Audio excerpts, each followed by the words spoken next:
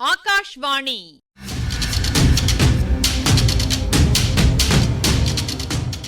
பொன்னியின் செல்வங்கள் வாசிப்பும் ஆய்வும். வாசிப்பவர் ராமசுவாமி சுதர்சன் அவர்கள்.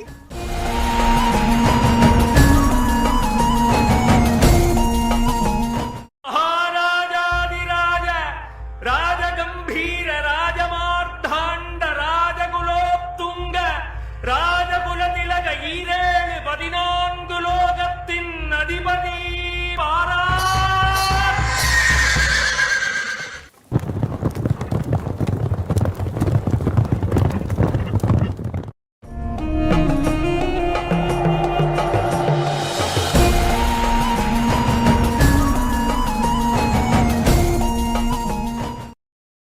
வந்தியத்தேவனும் பூங்குழலியும் இலங்கை நோக்கி படகு வலித்துக் கொண்டு கடலிலே பயணித்தபோது பூங்குழலி மட்டும் துடுப்பு வலிப்பதை பார்த்து வந்தியத்தேவன், நானும் வலிக்கிறேன் என்று அவன் கூற, அவன் வலிக்க துவங்கிய பிறகு படகு நின்று போய்விட்டது.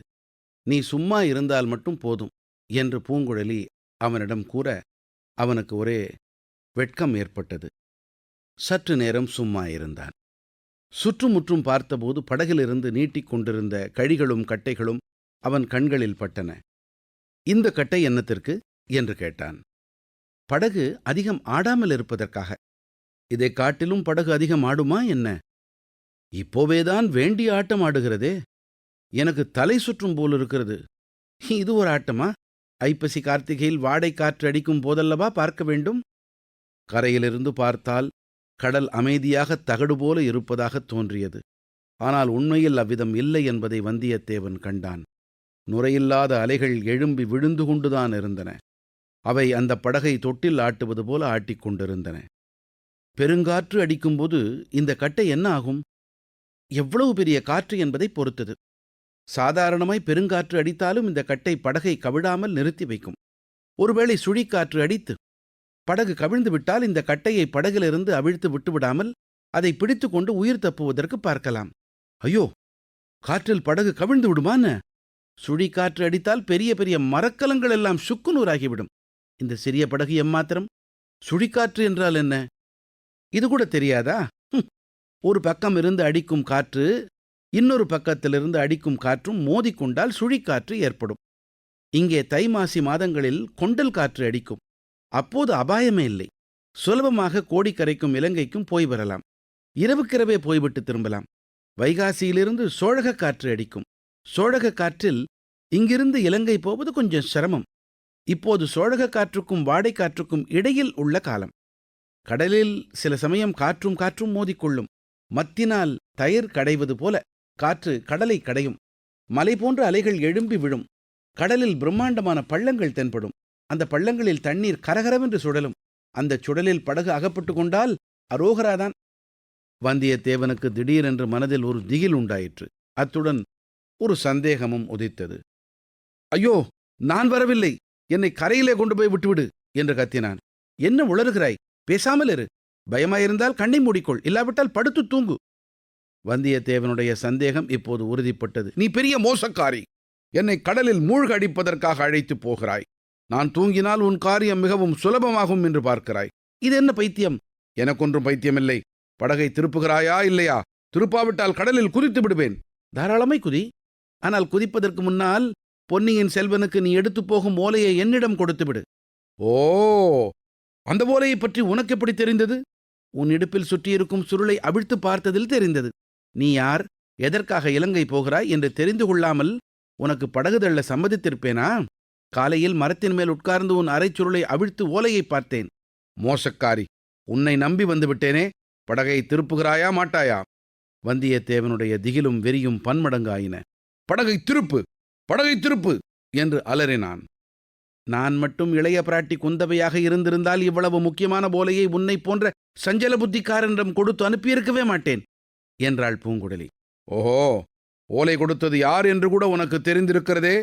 நீ வஞ்சகி என்பதில் சந்தேகமில்லை. படகை திருப்புகிறாயா, கடலில் குதிக்கட்டுமா? குதி குதி, தாராளமாய் குதி என்றாள் பூங்குழலி. வெறிகுண்ட வந்தியத்தேவன் தொப்பென்று கடலில் குதித்தான். கரையோரத்தில் இருந்தது போல் தண்ணீர் கொஞ்சமாக இருக்கும் என்று எண்ணி குதித்தான். அதற்குள்ளே படகு நீச்சு நிலை கொள்ளாத ஆழமான கடலுக்கு வந்துவிட்டது என்பதை அவன் அறியவில்லை. கடலில் குதித்த பிறகுதான் அதை அறிந்தான். அறிந்த பிறகு அலறி தத்தளித்தான். இதற்குள் வந்தியத்தேவன் ஓரளவு நீந்தத் தெரிந்து கொண்டிருந்தான். ஆனால் தண்ணீரைக் கண்டால் அவனுக்கு இயற்கையாக ஏற்படும் பயம் கைகால்களின் தெம்பை குறைத்தது. ஆற்றிலே குளத்திலே என்றால் பக்கத்தில் உள்ள கரையை பார்த்து தைரியம் கொள்ள இடமிருந்தது. இதுவோ மாகடல். நாலாபுறமும் எங்கே பார்த்தாலும் ஒரே தண்ணீர் மயம். கடலில் அங்கே லேசான அலைதான். எனினும் ஒரு சமயம் அவனை மேலே கொண்டு வந்தது, இன்னொரு சமயம் பள்ளத்தில் தள்ளியது. மேலே வந்தபோது படகு கண்ணுக்கு தெரிந்தது. ஓ என்று கத்தினான். பள்ளத்தில் விழுந்தபோது படகு கண்ணுக்கு தெரியவில்லை. சுற்றிலும் இருண்ட தண்ணீரின் சுவர் மட்டும் தெரிந்தது. ஓ என்று அலறும் சக்தியை கூட அவனுடைய நா இழந்து விட்டது. மூன்றாவது முறை கடல் அலை அவனை மேலே கொண்டு வந்தபோது படகு முன்னைவிட தூரத்துக்கு போய்விட்டதாக தோன்றியது. அவ்வளவுதான். கடலில் முழுகிச் சாகப் போகிறோம் என்ற எண்ணம் அவன் மனத்தில் உண்டாகிவிட்டது. நாம் முழுகுவது மட்டுமில்லை, நம்முடைய அரைக்கச்சும் அதிலுள்ள ஓலையும் முழுகப் போகின்றன. குந்தவை தேவியின் முகம் அவன் மனக்கண்ணின் முன்னால் வந்தது. இப்படிச் செய்துவிட்டாயே என்று கேட்பது போல இருந்தது. ஆஹா, என்னவெல்லாம் கனவு கண்டோம், என்னவெல்லாம் மனக்கோட்டை கட்டினோம். வாணர் குலத்துப் பழைய அரசு திரும்ப வந்து இரத்தின சகிதமான சிங்காதனத்தில் பக்கத்தில் இளைய பிராட்டியுடன் வீற்றிருக்கப் போவதாக எண்ணினோமே, அவ்வளவும் பாழாகிவிட்டதே. இந்த பாவிப் பெண் கெடுத்து விட்டாள். இவள் ஒரு பெண்ணல்ல, பெண் உருக்கொண்ட பேய். பழுவேட்டரையர்களைச் சேர்ந்தவள் இல்லை, இந்த மோகினி பிசாசு நந்தினியைச் சேர்ந்தவள். நாம் கடலில் முழுகிச் செத்தாலும் பாதகமில்லை. இந்த பெண் பேய் மட்டும் இப்போது நம்மிடம் சிக்கினால் இவள் கழுத்தை நிறுத்து. சீச்சி, இது என்ன எண்ணம்? சாகும்போது நல்ல விஷயமாக எண்ணிக்கொள்வோம். கடவுளை நினைப்போம். உமாபதி, பரமேஸ்வரா, பழனியாண்டவா, பார்க்கடலில் பள்ளி கொண்ட பெருமாளே. குந்தவை தேவி, மன்னிக்கவும், ஒப்புக்கொண்ட காரியத்தை முடிக்காமல் போகிறேன். அதோ படகு தெரிகிறது. அந்த பெண் மட்டும் இப்போது கையிலே சிக்கினால். வந்தியத்தேவன் கடலில் குதித்து சிறிது நேரம் வரையில் பூங்குழலி அலட்சியமாகவே இருந்தாள். தட்டு தடுமாறி நீந்தி வந்து படகில் தொத்திக்கொள்வான் என்று நினைத்தாள். கொஞ்சம் திண்டாடட்டும் என்ற எண்ணத்துடனே படகுக்கும் அவனுக்கும் இருந்த தூரத்தை அதிகமாக்கினாள். விரைவில் அவள் எண்ணியது தவறு என்று தெரிந்துவிட்டது. இவனுக்கு நன்றாக நீந்தத் தெரியவில்லை. அதோடு பீதியும் அடைந்து விட்டான். ஆ ஓ என்று அவன் அலறுவது விளையாட்டுக்கன்று, உண்மையான பயத்தினாலேதான். இன்னும் சற்று போனால் உப்பு தண்ணீரை குடிக்கத் தொடங்கி விடுவான். முழுகியும் போய் விடுவான். பிறகு அவனுடைய உடலை கண்டுபிடிக்கவும் முடியாது. சேச்ச, தவறல்லவா செய்துவிட்டோம். விளையாட்டு விபரீதமாக முடிந்துவிடும் போலிருக்கிறதே. அக்கறை போகும் வரையில் நாம் வாயை மூடிக்கொண்டிருந்திருக்க வேண்டும். அவனுடைய ரகசியம் நமக்கு தெரியும் என்று காட்டிக் கொண்டிருக்கக்கூடாது. அதற்குள்ளே அவசரப்பட்டு விட்டோமே. ஆனாலும் இந்த முரடன் இப்படிச் செய்வான் என்று யாருக்கு தெரியும்? தண்ணீரைக் கண்டு இவன் இப்படி பயப்படுவான் என்று யார் கண்டது? அலையின் உச்சியில் வந்தியத்தேவன் அடுத்த தடவை தெரிந்தபோது பூங்குழலி படகை அவனை நோக்கிச் செலுத்தினாள். ஒரு நொடி பொழுதில் படகு அவனுக்கு அருகில் நெருங்கிவிட்டது. வா வா, வந்து ஏறிக்கொள் என்றாள். ஆனால் அவன் காதில் விழுந்ததாகத் தெரியவில்லை. விழுந்தாலும் படகை பிடித்து ஏறிக்கொள்ளப் போகிறவனாகத் தெரியவில்லை. கேட்கும் சக்தியோடும் பார்க்கும் சக்தியையும் இழந்து விட்டதாகத் தோன்றியது. ஆனால் அலரும் சக்தி மட்டும் இருந்தது. ஒரு கையை மேலே தூக்கி தலையை மேலாக நிமிர்த்தி ஓ என்று ஒரு கணம் அலறினான். சகல நம்பிக்கையையும் இழந்து முழுகிச் சாகப் போகிறவனுடைய ஓலக்குரல் அது என்பதை பூங்குழலி அறிந்தாள். அவன் தலையை நிமிர்த்திய போது பிறைச்சந்திரனை மங்கிய நிலா வெளிச்சத்தில் அவன் முகம் ஒரு கணம் தெரிந்தது. வெறிமுற்றிய பைத்தியக்காரனின் முகம்தான் அது. அவனாக வந்து படகில் ஏறிக்கொள்வான் என்று நினைப்பது வீண். நாம் தான் அவனை காப்பாற்றி படகில் ஏற்றியாக வேண்டும். நல்ல சங்கடத்தை நாமாக வரவழைத்துக் கொண்டோம். பெண் புத்தி பின்புத்தி என்று சொல்லுகிறார்களே, அது சரிதான். உடனே பூங்குழலி மிக பரபரப்புடன் சில காரியங்களைச் செய்தாள். படகில் கிடந்த பாய்மரம் கட்டுவதற்கான கயிற்றின் ஒரு முனையை படகிலிருந்து நீண்டிருந்த கட்டையில் சேர்த்து கட்டினாள். இன்னொரு முனையை தன் இடுப்போடு சேர்த்து கட்டிக்கொண்டாள். கடலில் குதித்தாள்.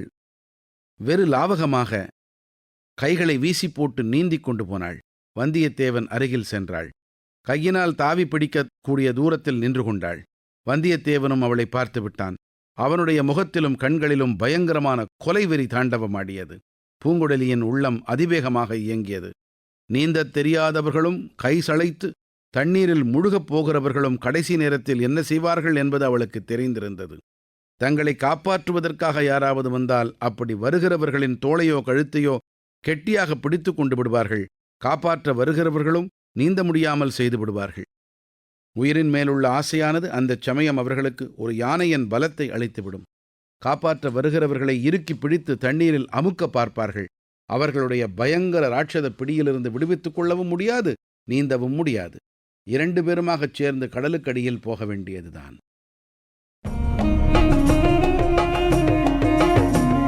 இப்பகுதியின் ஆய்வினை வழங்குகிறார் ஐங்கரன் அவர்கள்.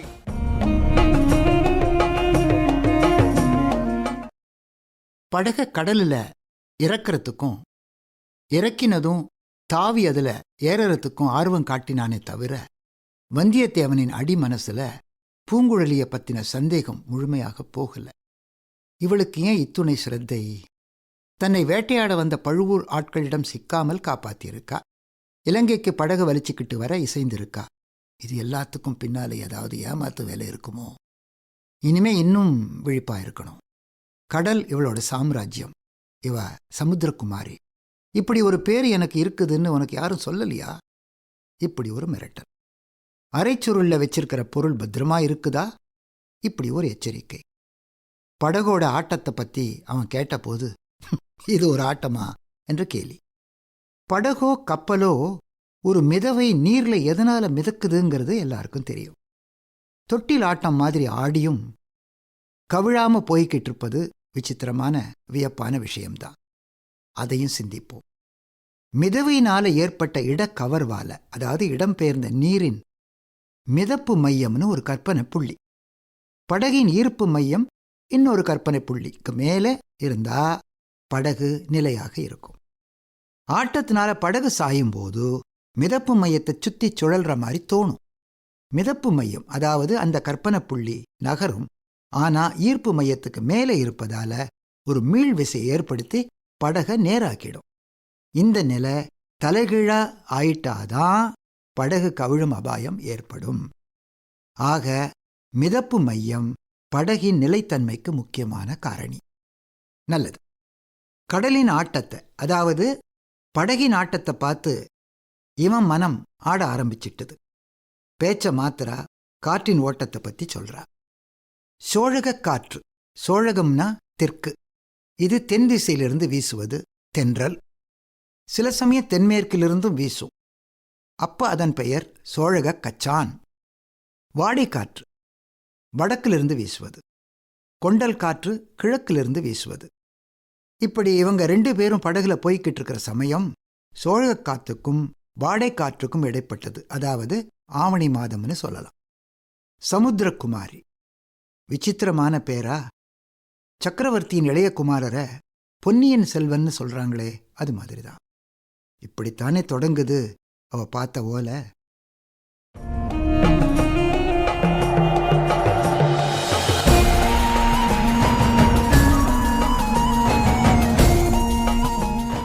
பொன்னியின் செல்வங்கள் வாசிப்பும் ஆய்வும் கேட்டீர்கள்.